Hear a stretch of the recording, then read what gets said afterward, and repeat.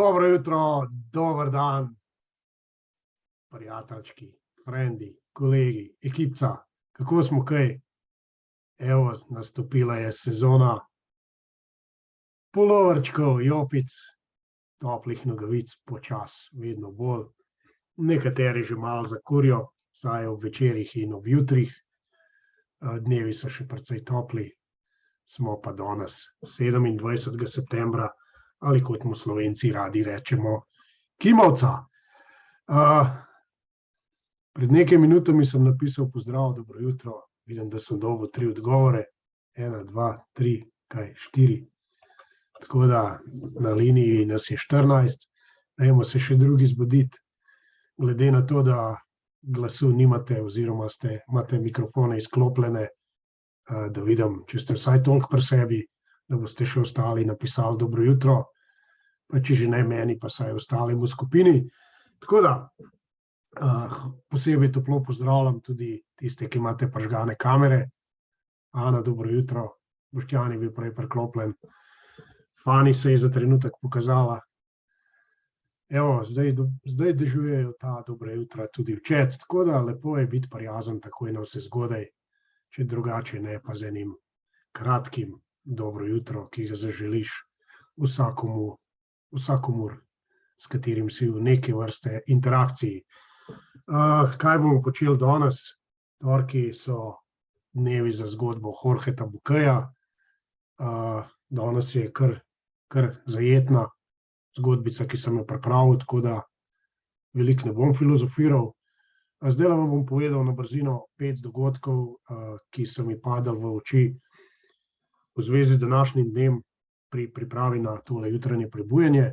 Potem gremo na zapisovanje hvaležnosti, na zgodbico in končamo z afirmacijami. Torej, na današnji dan leta 1904 se je v Svetem Juriju ob Ščavnici rodil Edvard Kocbek, pisatelj, pesnik in znameniti politik. Model je bil krščanski socialist, to je nekaj, kar se v današnjih časih zdi nepojemljivo, skratka, bil je krščanar, kar bi današnja razdvojevalna politika označila za desno, in bil je tudi socialist, kar bi današnja razdvojevalna politika označila za levo. Torej, Edvard Kocbek se je rodil na današnji dan leta 1904. Leta 1972, torej danes praznuje 50. rojstni dan, se je rodila Gwyneth Paltrow, to je znamenita ameriška igralka, taka plavša, blond beba, verjetno jo marsikdo med vami pozna. Ona igra torej na filmu, na televiziji, je pa tudi pevka, filantropinja in tako naprej.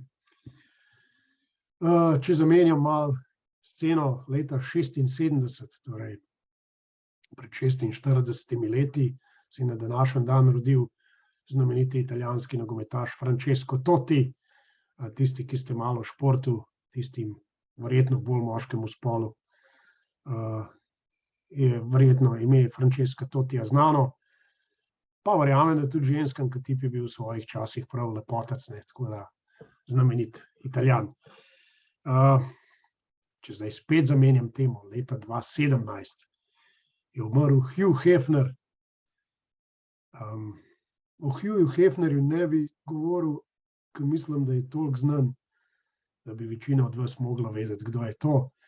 Če kdo ve, naj mi prosim napiše v chat, če kdo ve, po čem je bil v življenju znan Hugh Hefner. In še ta zadnja zanimivost v povezavi z današnjim dnem. Leta 2019 je meni zelo ljubi band po imenu Metallica moral prekiniti na današnji dan, torej svojo svetovno turnejo poimenovano World Wired. Zakaj? Zaradi tega, ker so pevca Jamesa Hetfielda mogli malo prizemljiti, malo, če tako rečem, grdo odstraniti. Ne prvič v svoji karieri je mogel iti na rehab, na zdravljenje, po njegovem zatrjevanju in zatrjevanju tudi ostalih članov benda ter staffa, je bil ta rehab v zvezi z odvajanjem od alkohola. James Hetfield ne bi imel težav z drogami nikoli v karieri. Tako da Saj tudi alkoholizem je grozna stvar. Kdor me je poslušal na Kozorogovih dosjejih, ve, o čem govorim. Dobil sem en odgovor, hvala Maja. Hugh Hefner seveda je znan kot ustanovitelj in lastnik Playboya. Ok, zdaj dam eno pesemco, ki je dolga dobrih 8 minut, slovensko. Gre za modernejšo verzijo neke stare slovenske ljudske pesmi. Evo, počasi se nabiramo. Pozdravljam tudi tiste, ki so se priključili malo kasneje. Tako da dobrih 8 minut za zapisovanje jutranjih hvaležnosti, potem gremo pa naprej z zgodbo Jorgeta Bukeja.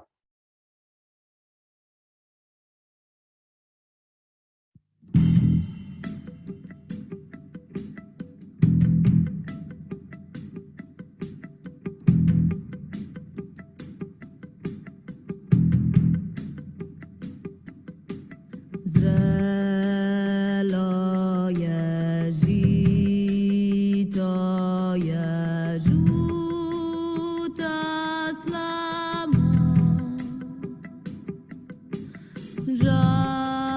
žalostna dekle, kaj nemaš ljuboga.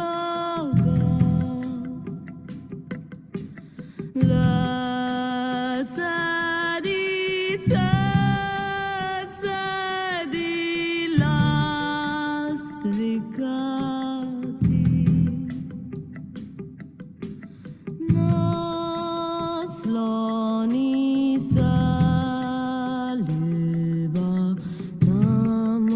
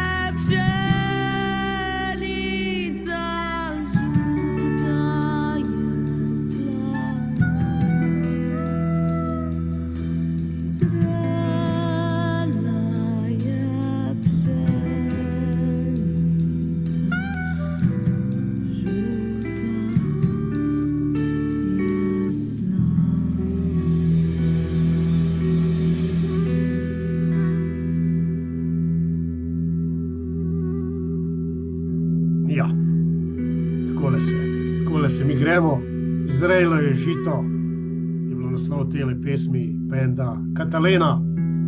Meni so Katalena kar ljubi, glede na to, da imamo očitno v sebi nekaj te ljubezni do stare slovenske ljudske glasbe. Večina od vas pa najbrž lahko zapopade tudi idejo, da mi je ljuba rock glasba, tako da Katalena znajo to kar dobro prima ukomponirati skupaj, torej staro slovensko ljudsko glasbo z nekimi modernejšimi pristopi. Zdi se mi, da sem zjutraj, pred nekaj minutami hvalil predvajati tisto pesem od Nece Falk, Dobro jutro, dober dan. Dajte mi povedati, če ste vi to slišali, ker jaz sem jo slišal, vam sem jo pa najbrž pozabil predvajati. Ste vi Neco Falk danes slišali?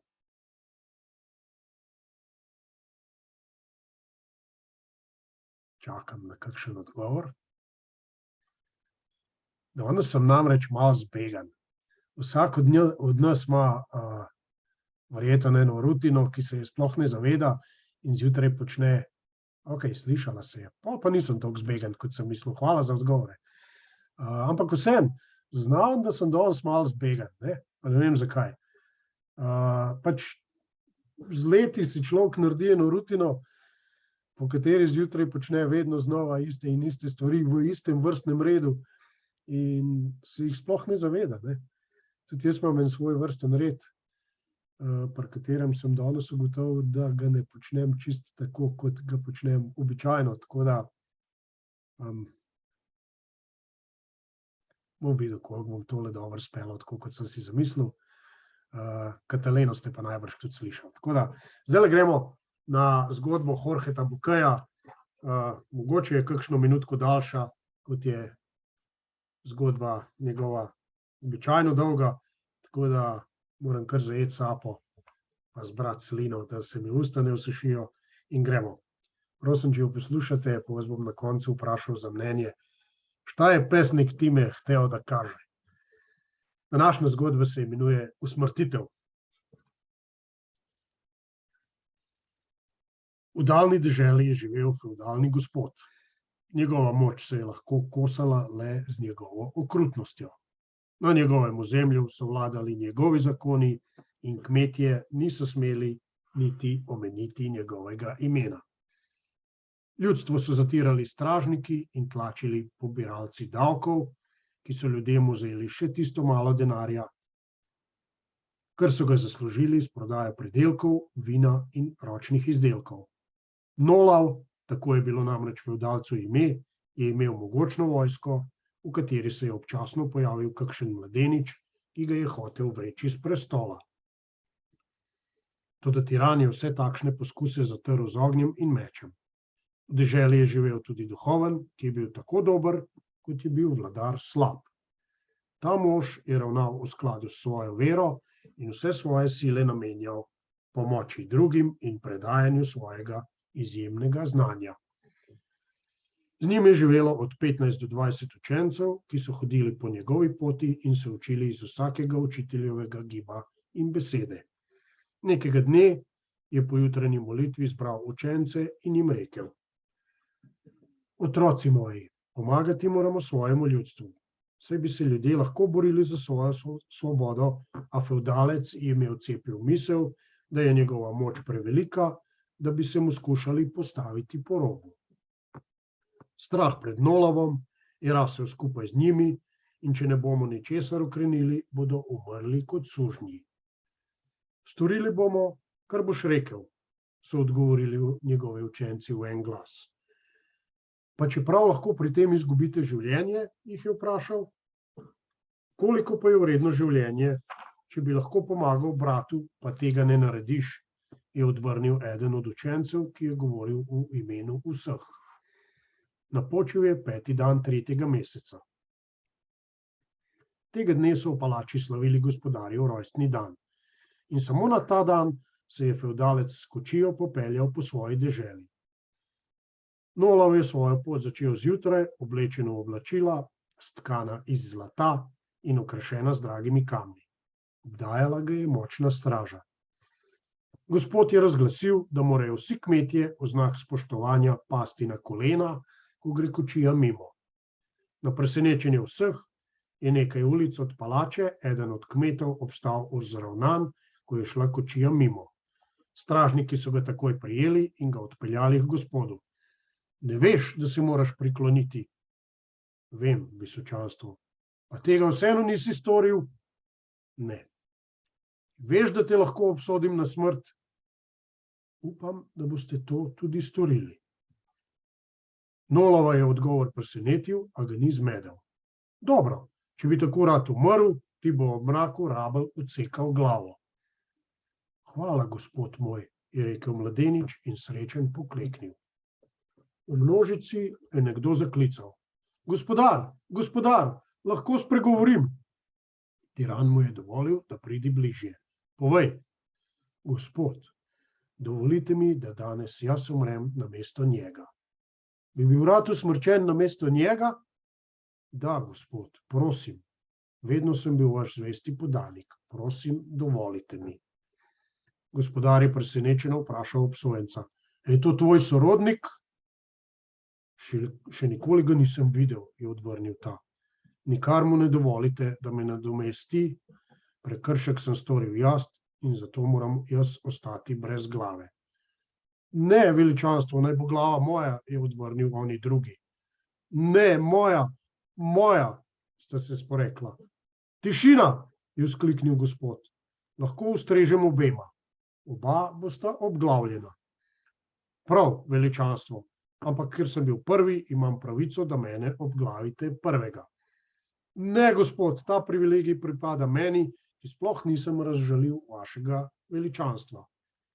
Dovolj, kaj je zdaj to, je vzkliknil Nolav. Če boste utihnila, vama bom naklonil privilegij, da boste usmrčena oba hkrati, saj nimamo le enega rablja. Med množico se je zaslišal glas. Če je tako, gospod, bi bil rad tudi sam med usmrčenimi. Tudi jaz, gospod, se je zaslišal še četrti glas. In jaz tudi, se je zaslišal še peti. Fevdalni gospod je bil osupel. Ni razumel, kaj se dogaja. In če je tirana kaj jezilo, je bilo to, da česar ni razumel. Nerazumljivo je bilo, zakaj je 5 zdravih mladeničev hotelo biti obglavljenih. Priprl je oči, da bi o vsem skupaj premislil. V nekaj trenutkih se je odločil. Ni hotel, da bi podložniki mislili, da se je prestrašil. Bo pa poklical 5 rabljev. A ko je odprl oči in pogledal po zbrani množici, glasov tistih, ki so prosili, naj jih usmrtijo, ni bilo več 5, temveč več kot 10, v zrak pa so se dvigale še nove roke. To je bilo za mogočnega fevdalnega gospoda preveč. Dovolj, je zavpil, preklicujem vse usmrtitve, dokler se ne odločim, kdo bo umrl in kdaj. Med protesti in prošnjami tistih, ki so hoteli umreti, se je kočija vrnila v palačo. Tam se je Nolav zaprl v svoje sobane in začel premišljevati. Nenadoma se je nečesa domislil. Ukazal je poslati po duhovna. Ta bo moral nekaj vedeti o tej skupinski norosti. Takoj so odšli po starca in ga pripeljali pred fevdalnega gospoda. Zakaj si tvoje ljudstvo prizadeva, da bi bilo usmrčeno? Starec ni odgovoril. Odgovori! Ostala je tišina. Ukazujem ti! Tišina. Nikar me ne izzivaj, vem, kako boš spregovoril. Tišina. Starca so odpeljali v mučilnico, kjer so ga dolge ure najgrozoviteje mučili, ko vseeno ni povedal ničesar. Tiran je v svetišče poslal po nekaj njegovih učencev. Ko so prišli, jim je pokazal trpinčeno telo njihovega učitelja ter jih vprašal. Zakaj hočejo biti ti ljudje usmrčeni? Le stežka je stari duhovnik zaklical. Prepovedujem vam, da bi govorili. Fevdalni gospodar je vedel, da nikomur tam ne more zagroziti s smrtjo, zato jim je rekel. Vaš učitelj bo trpel kot še noben človek. In vi boste to gledali. Če ga imate radi, mi povejte skrivnost, nato pa boste lahko odšli. Prav, se je oglasil eden od učencev. Molči, mu je stežka rekel starec. Govori, mu je rekel Nolav. Tisti, ki bo danes usmrčen, je začel učenec. Molči, je ponovno rekel starec. Tvoje ljudstvo te bo prekrelo, če boš razkril skrivnost. Gospodar je pomignil in starca so tako močno udarili, da se je onesvestil. Nadaljuj, je rekel učencu. Prvi človek, ki bo danes po sončnem zahodu usmrčen, bo postal nesmrten, je rekel učenec. Nesmrten? Lažeš, mu je zabrusil Nolav. Tako je zapisano, je odvrnil mladenič, odprl knjigo, ki jo je imel v žepu in prebral odstavek, ki je potrjeval njegove besede. Nesmrten, je pomislil fevdalni gospod. Edina stvar, ki se je tiran bal, je bila smrt in to je bila priložnost, da jo premaga. Nesmrten, je spet pomislil. Gospod ni omahoval niti za trenutek, naročil je, naj mu dajo papir in svinčnik ter ukazal svojo lastno usmrtitev. Vse je dal vreči iz palače in ko je sonce zašlo, so Nolava po njegovem lastnem ukazu usmrtili. Tako se je ljudstvo znebilo tirana in se dvignilo v boju za svobodo. Čez nekaj mesecev so bili vsi svobodni in nihče nikoli več ni izgovoril fevdalčevega imena. Le v noči njegove usmrtitve so ga omenili učenci, ko so učitelju zdravili rane in jih je ta blagoslovil, ker so tvegali glavo in jim čestital, da so tako dobro igrali. Tole je bila tale kar konkretna zgodba, kar sape mi je vzel nekaj, mogoče tudi zaradi tega, ker me malo daje astma, upam, da ni bilo to preveč moteče. Tako da, zanima me, če ima kdo od vas kakšno misel v zvezi s to zgodbo, v skladu s tem, kar vedno rad rečem, šta je pesnik Time hotel, da kaže, torej, kaj je poanta te zgodbe. Počakam, če mi kdo da kakšno idejo, kakšen feedback. Če pa ne, se bom pa pač lotil jutranje priprošnje. Danes imam eno priprošnjo, tako ji rečem. Mogoče tudi lahko imenujem afirmacija. Ok, feedbacka ni, oziroma se mi zdi, da vidim tamle Fani, da tipka, če se ne motim. Mogoče pa tudi ne. Ok, vesel sem, da vas nekaj na kameri vidim. Jaz se bom zdajle torej lotil te jutranje priprošnje. Če me slučajno prekine, v vsakem primeru jo bom objavil potem v Telegramu. Tako da, če ste v priložnosti, če niste ravno za volanom, naslonite se nazaj, noge trdno na tla. Jaz to počnem tako, da dam roke, torej, da se odprem vesolju. Če ste v tej priložnosti, naredite tako. Malo se predihajte, navodil, za to vam ne bom dajal, se jih že poznate. Torej, kako spraviti vase svež zrak, kako spraviti iz sebe poleg zraka tudi vse tisto, kar vam več ne koristi, kar želite, da gre od vas.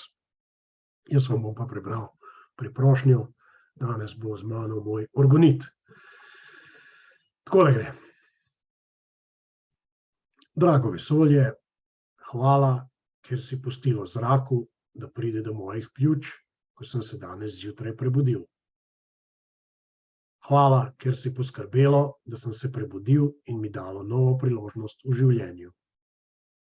Hvala za skodelico tople kave in za streho nad glavo. Vesolje, opravičujem se ti za vse, kar sem vsak dan doslej jemal za samo po sebi umevno. Prosim, omogoči mojemu srcu, da bo videlo in zaznalo vse dobro v današnjem dnevu. Prosim, če me varuješ, prosim, če nadomestiš tesnobo z mirom in skrbi z veseljem. Drago vesolje, napolni me s svojo močjo, s katero si mi pomagalo bojevati bitke že doslej. Prosim, če mi odpreš vrata, ki se mi morajo odpreti in zaloputneš tista, ki se morajo zapreti. Vesolje, prosim te, da vsa moja vprašanja usmeriš k tebi, saj od nikogar drugega ne bom dobil pravih odgovorov. Vesolje, zapelji me po svoji poti in če se zadeve slučajno ne bodo odvijale po mojih trenutnih željah, prosim, opomni moje srce, da so tvoji načrti zame mnogo večji od mojega trenutnega razumevanja.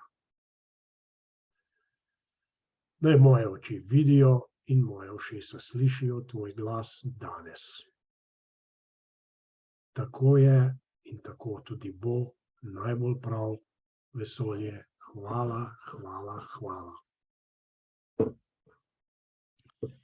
Dragi moji, hvala, hvala, hvala tudi vam, da ste sodelovali na današnjem jutranjem prebujanju. No, vidim, da sem zdaj vse nekaj odgovorov dobil. Ko razpravljal, da je bila zgodba o tem, da je dobro biti najpametnejši v sobi, Marija pravi žrtvovanje za drugega, čeprav pod pretvezo, Fani pravi skupinska povezanost, vera, zaupanje, Marija pa pravi hvala, ampak najbrž ne v zvezi z zgodbico. Kaj hočem reči, jaz vidim to tako, da je moč skupine vedno večja od moči tirana, od nekoga, ki vsiljuje svojo voljo drugim. Tako da, če v skupini znamo delati, dosežemo neverjetne stvari, mogoče se ta zgodbica da preslikati tudi v današnje čase. Ne bom govoril o kakšnem tiranu v Sloveniji, govoril bom o tiranstvu tega, kar nam družba na splošno počne, in kot skupina, kot ena grupa podobno ali enako mislečih lahko dosežemo neverjetne stvari. Tako kot sem zadnjič govoril pri trgovanju, je pa vsem treba malo svojo glavo misliti, ne slediti črednemu nagonu. Tako da,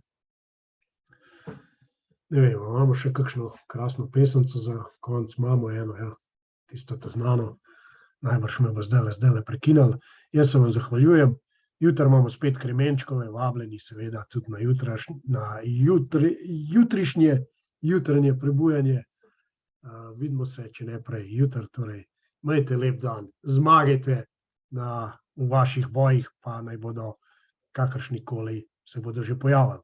Gremo še z eno lepo, vidimo in slišimo se jutri. Hvala.